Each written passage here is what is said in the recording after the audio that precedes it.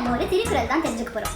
இரல் ஈனும் எண்ணாத வெக்கின் விரல் ஈனும் வேண்டாமை என்னும் செருக்கு. அப்படின்னா பின்னாடி என்ன பிரச்சனை வரும்னு தெரியாம மத்தவங்களோட பொருள் மேல ஆசைப்படுறது என்னைக்கா ஒரு நாள் நம்மளுக்கு பெரிய பிரச்சனையை தரும். முடிஞ்ச வரைக்கும் மத்தவங்களோட பொருள் ஆசைப்படாம இருக்கிறது தான் நம்மளுக்கு வெற்றியை தரும். இங்கேயும் அப்படிதான் நடக்குது. ஏன்னு நீங்களே பாருங்களேன்.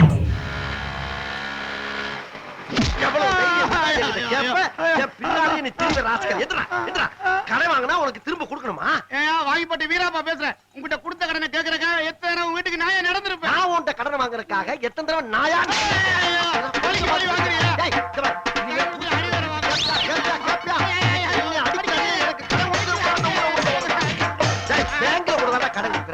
வந்து கேட்கிறப்ப முடியாதுன்னா சைலண்டா போய் ஆக வேண்டிய வேலையை சட்டப்பூர்வமா பாக்குறான். அந்த மாதிரி நீ சட்டப்பூர்வமா தான் பாக்கணும். அதுக்காண்டி பெரிய மனுஷங்க பப்ளிக்ல அசிங்கப்படுத்தப்படாத.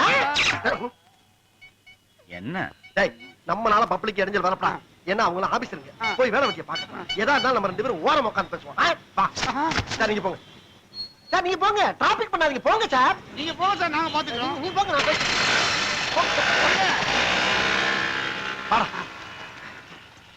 போயிட்டானா?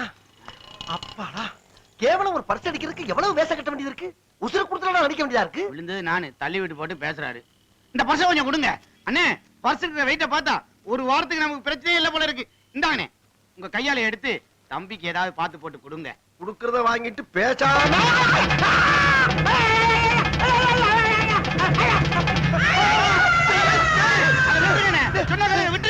நானாட புடிச்சுக்கிட்டு இருக்கேன்.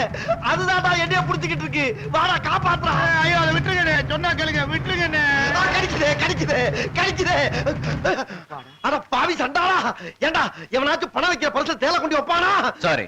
என்ன சாரி? கொஞ்சம் மிஸ் ஆயிடுச்சு. என்ன மிஸ் ஆயிடுச்சு? இல்ல வழக்கமா என் பர்ஸ்ல பாம்பு தான் வைப்பேன். ஆமா.